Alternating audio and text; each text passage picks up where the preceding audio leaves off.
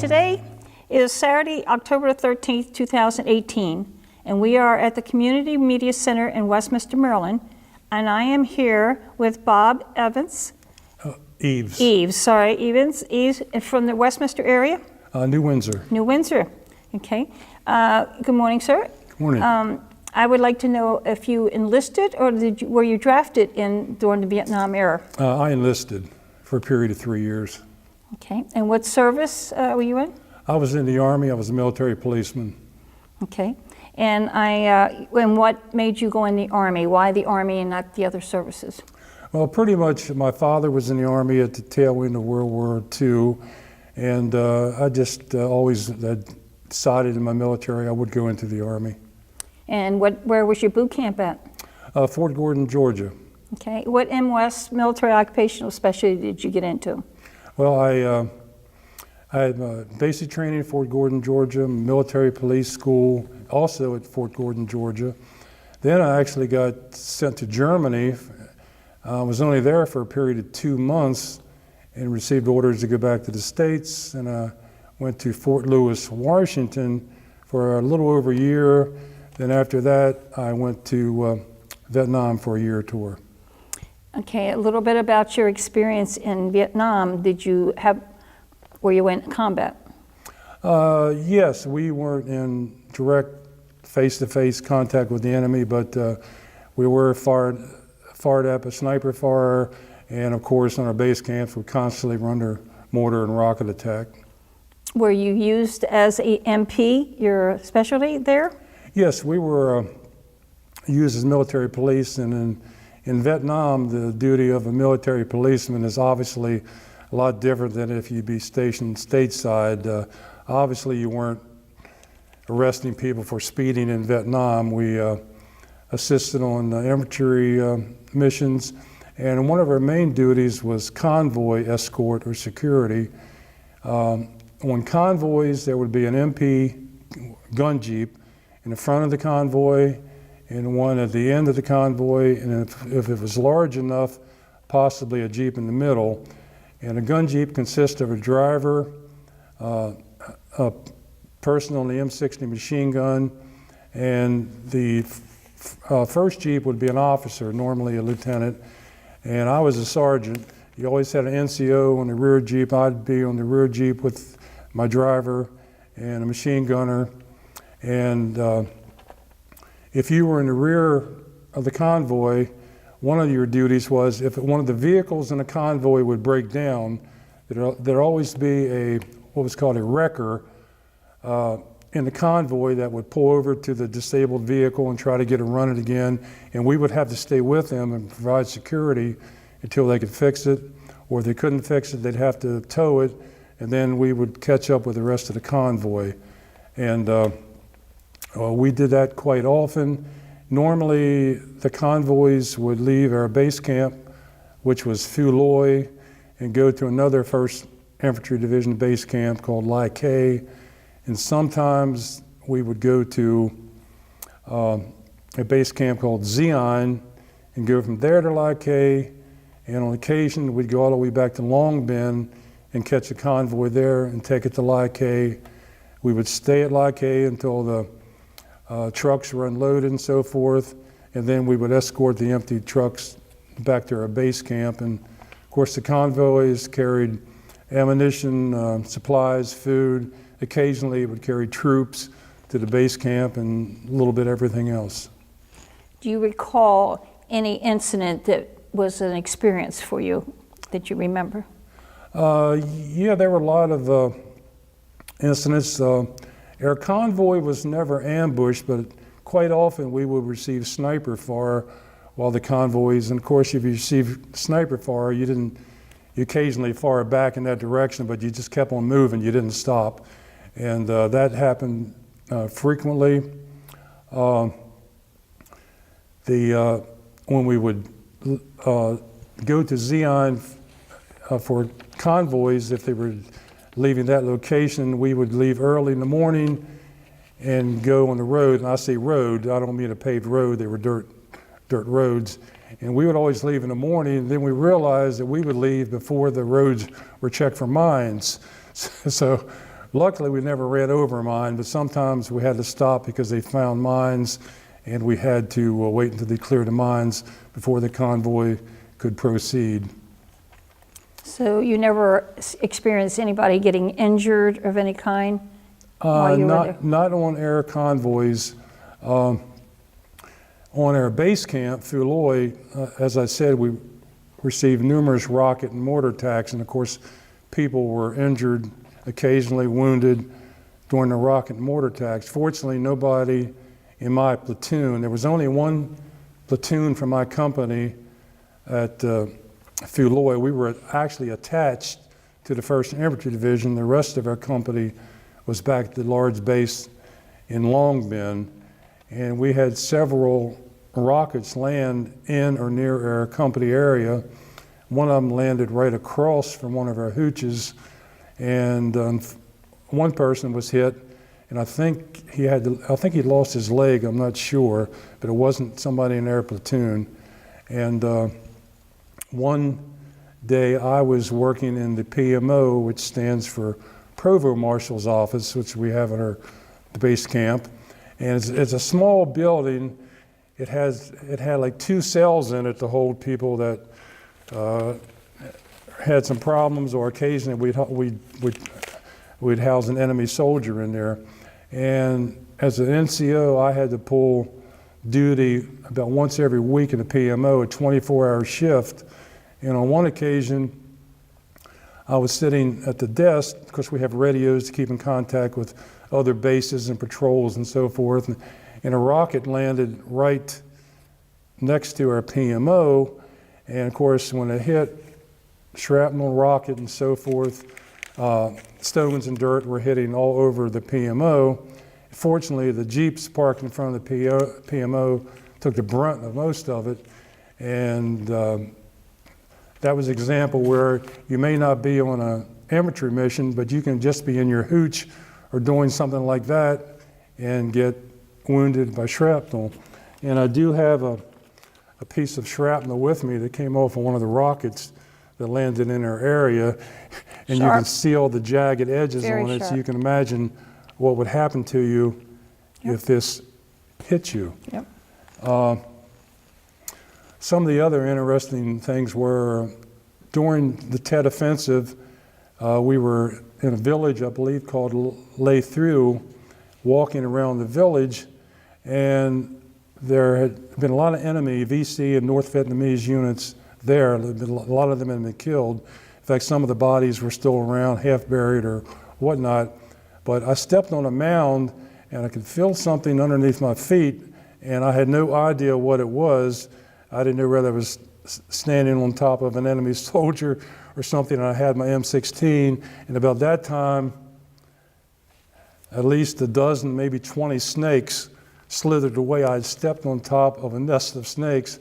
I don't know if they were poisonous or not, but I do know that I was shaking for a few seconds, and they went in several different directions. And little incidents like that you don't forget.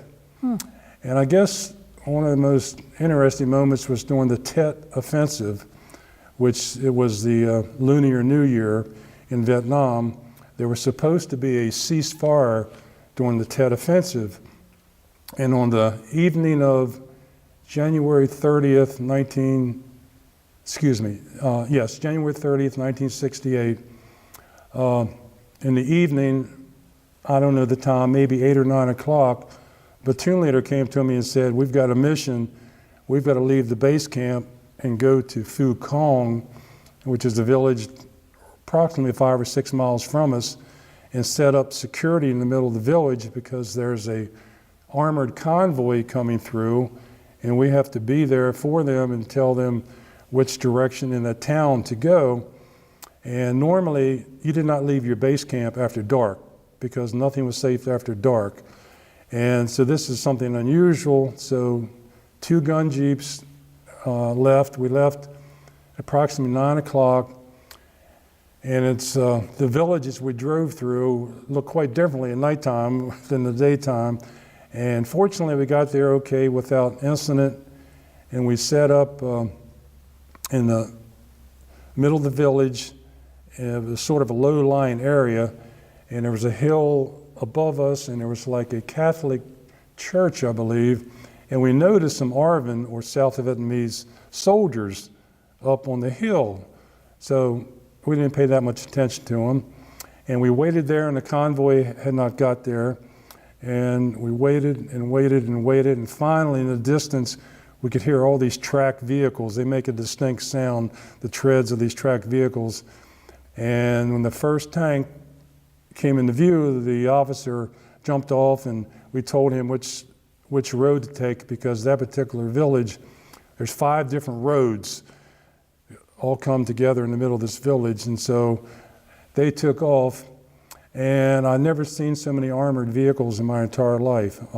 APCs, armored personnel carriers, tanks, you name it, it was there.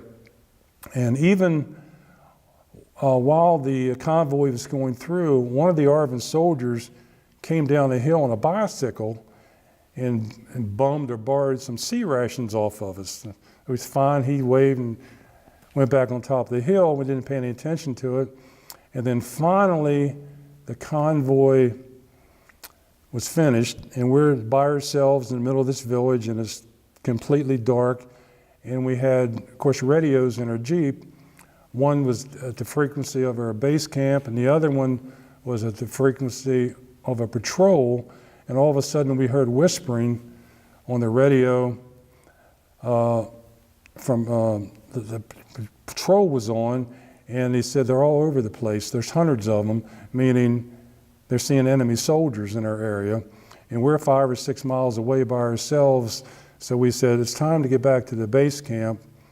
And immediately upon going into the gate at our base camp, within seconds, we started getting rockets and mortars like you wouldn't believe. That was the beginning of the Tet offensive, which was over the entire country. Not just base camps, but Saigon itself, the embassy was attacked, all the major villages and some of the smaller villages. And we found out that the area we were at, Phu Quang, was overrun by North Vietnamese units, and there were literally hundreds of people killed in the village right where we were. But the most interesting thing we found out later, after some captured Viet Cong and North Vietnamese regulars were interrogated, we found out that what we thought were ARVN soldiers at the top of the hill were actually a North Vietnamese unit dressed in ARVN uniforms. And they said the only reason that they didn't wipe out the MPs at the bottom of the hill was they were obviously afraid of all that armored going by, because they would have wiped them out. And we apparently left just in time, because minutes after we left is when the village was attacked. So that was a little bit of an interesting experience, especially when we found out that they were actually enemy soldiers on top of the hill looking down at us. That's definitely too close. Yes, and Tet didn't end in a day or two. It went on for weeks. And on one occasion, we were outside our base camp with ARVN soldiers and interpreters and so forth, going through villagers to determine if they had the proper identification, if any of them were actually VC or not. And while we were in the process, we came under fire from a nearby wood line, tree line, and apparently there were still some enemy units in the area. The firefight didn't last too long, and then we continued interviewing the villagers, and several of them were found out to be VC, and of course they were taken through a POW cage and interrogated by air units and some South Vietnamese units. Other interesting incidents were, of course, we were the MPs, and occasionally soldiers would get into difficulties or have problems, and we had obviously there's guard towers around our base camp, and one of the guys on guard duty in the base camp, for whatever reason, turned around and started shooting within our base camp, or whether Possibly he was on drugs or something, or just lost, I don't know. But fortunately, we were able to talk him out of it without having to injure him. And of course, he was taken away to Long Bend to a hospital. But interesting things like that happened. And one unique experience we had, Martha Ray, who's mainly known as a comedian back in the 60s and 70s, was with a USO troop, and she came to our base camp to give a performance. And they actually gave a presentation of Hello, Dolly, and the MPs we were on behind the stage in case we came under a rocket attack. We were to escort the entertainers to the bunkers in case we came under attack. Unfortunately, we weren't, and they gave a tremendous performance for the troops at our base camp. And then afterwards, I got to meet with her and talk with her, and she was quite a unique person. I really admired and respected her. And she would actually get on a helicopter and go out to an outpost where there may only be 10 or 12 soldiers and talk with them and entertain them.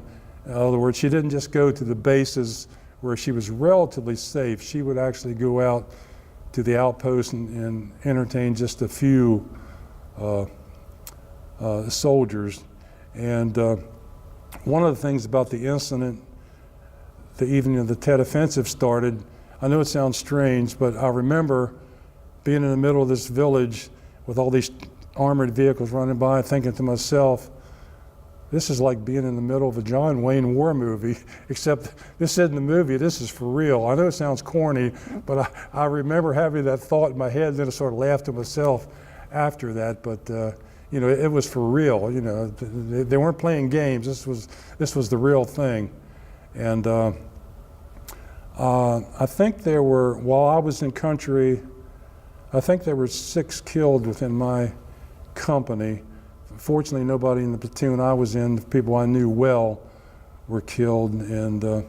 But unfortunately, we did lose, I believe, 6 people in our company during the year I was there. Now, shortly after that is when you returned home to another base? No, when I left Vietnam, that was the end of my tour. So when I left Vietnam, I was a civilian. So you gained a lot of friendships and bonded with a lot of your fellow soldiers, I'm sure. Yes. Now, when I went there as a, replacement. Of course, when the company I was in originally went there, they went there as a unit where everybody went together. Then, of course, as people's tours are over, then other people come in as replacements the way I did. And but I did get to meet a lot of nice people in their platoon. We got along well together, and I still get in touch with a few of them to this day. Some of them, unfortunately, have passed away since then, but I do keep in touch with a few. Were you able to keep in contact with your family while you were there? Yes. Nowadays, if you're in Afghanistan, you can literally be talking to your wife and then go on a patrol. In those days, you made contact by writing letters. And I was very fortunate. I was married when I was there. I got married after basic training, and my wife Gloria literally wrote me every day when I was in Vietnam. My mom wrote me probably 2 to 4 times every week, and I was one of the fortunate ones. I got mail almost every day, where some of the guys would get a letter occasionally and some almost not at all, but I was very fortunate. My wife wrote to me all the time. My mom wrote. My dad would write to me occasionally, and occasionally I get other letters. I was very fortunate, and I tried to write home as often as I could. At least 2 or 3 times a week, I would try to write home. Did you take a lot of photos while you were there to keep as mementos of your time? Yeah, I did take quite a few photographs. Back in those days, it was like with an Instamatic camera. And but I did take a lot of photographs, and the country itself is a beautiful country. I mean, it obviously, you're in another world, but the country itself is beautiful. It's a shame at what what happened. There's resorts here now. Yes, yes, and it's still very unusual. I still have a funny feeling when I buy sneaks or a piece of clothing and I look on the tag, it says made in Vietnam. Made in Vietnam. Still gives me a funny feeling when Yes, I see that. Absolutely. So you've gained a lot of friendships, and do you get together with any of those people that you met, or have reunions? Go to reunions? Or No, anything? we're pretty much scattered all over the United States. Shortly after I came home, one person who was discharged a little after I left did come and visit me. At that time, I lived in Frederick for a short period of time. I did see him in Frederick, but that's the only one I've actually seen since my tour was over. Now, when you came back, what kind of a career did you pursue when you came back? Did you go to school or start No, working? I actually worked for the state of Maryland for approximately almost 39 years for the weights and measures section for the state of Maryland.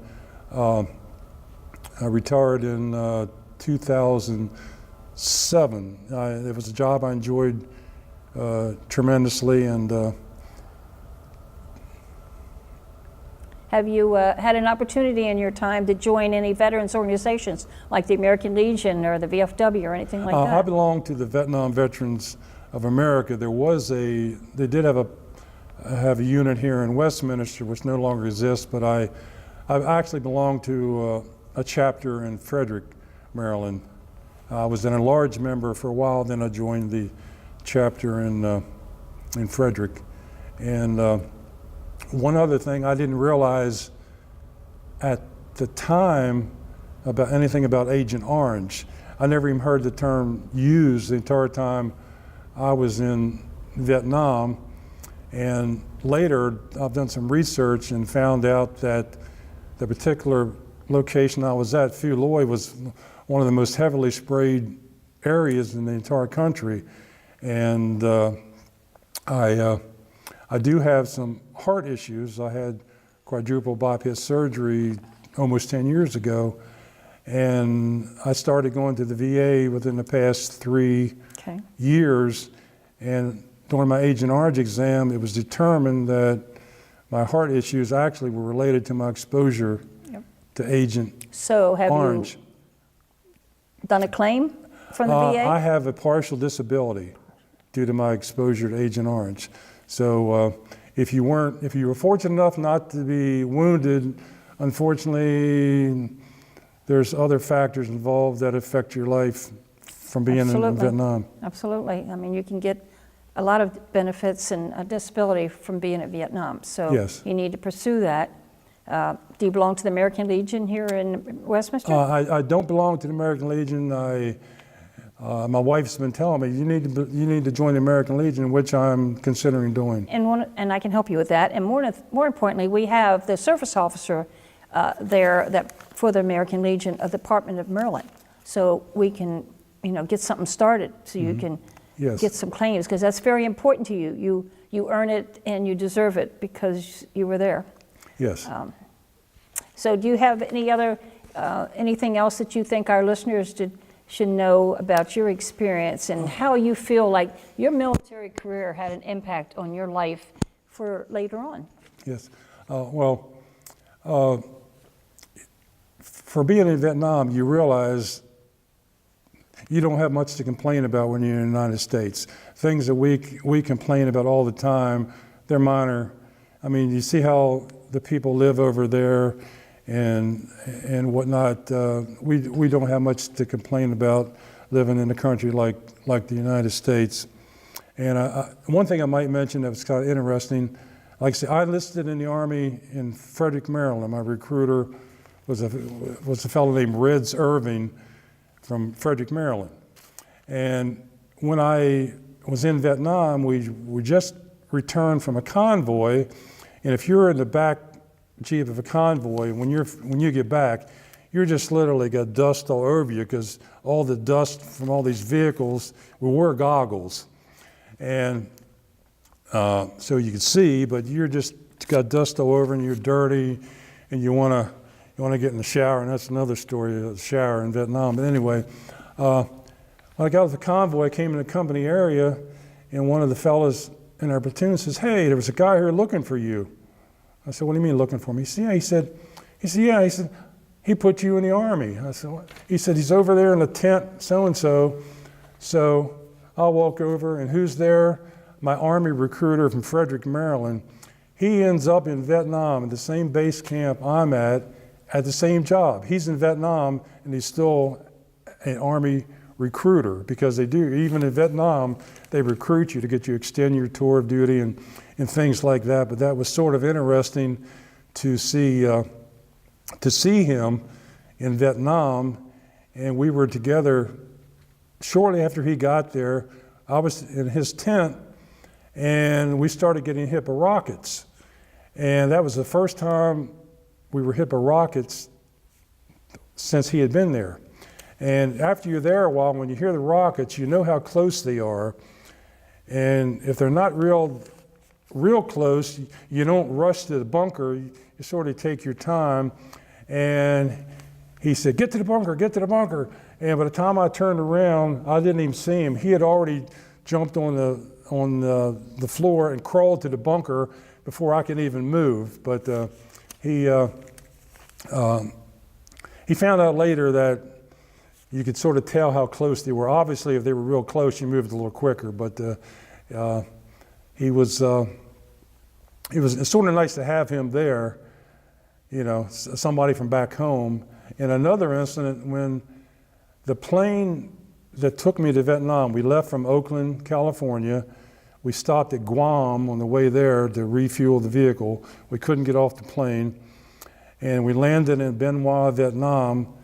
And they told us on the radio, I think we landed at 2 or 3 in the morning, and they said, you're landing in Bien Hoa, the current temperature is like 85 or 90 degrees or something. Get off the plane as soon as possible, because there's people waiting to take your place to fly back to the States, people that have been there. And as soon as I got off the plane, I heard somebody yell, hey, Eaves. I said, what? And I looked over, and there was a guy that I went to MP school with, recognized me, and of all things, he was going back home on the same plane that I just landed on. So I got to talk with him for a few minutes, which was kind of neat. And but you know, little things like that, you know, were interesting. They're going to stay with you until you're gone. Yeah. Now, do you feel that young people today should all go in the military? Because what we learned and what our experience is, I think young people should go in. Do you believe that also? Yeah, I personally think they should go in, or be able to serve their country maybe in some other manner, working in a hospital or something like that. But, you know, I see nothing wrong with that at all. I agree. Well, I want to thank you very much for coming here and sharing your story, and thank you for your service. Well, I appreciate that. Thank you.